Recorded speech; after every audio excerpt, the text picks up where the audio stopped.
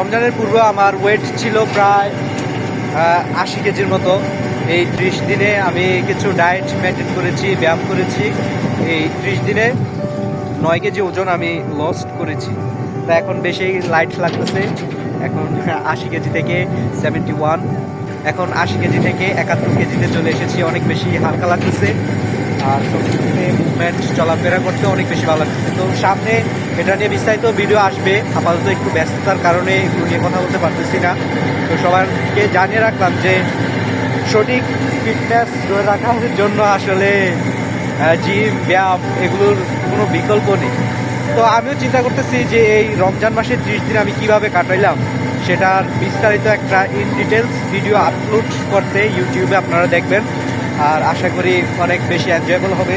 যারা স্বাস্থ্য নিয়ে অনেক বেশি ডিপ্রেসড তাদেরকেই বলবো যে আপনি চাইলেই আপনার ওজন লস করতে পারেন। আমি যেই প্রসেস অনুসরণ করেছি সেগুলো বিস্তারিত বলবো।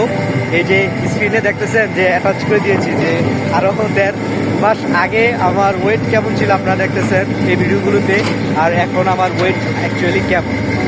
তো এটা নিয়ে আর কি বলবো যে এই 1 মাস আমার প্রসেসটা কী ছিল, কি কি মেনটেন করেছি, আর হচ্ছে কী কী ডায়েট অনুসরণ করেছি, এসব কিছু নিয়ে ইন ডিটেলস একটা ভিডিও দিব। ইনশাআল্লাহ আপনারা উপভোগ করবেন।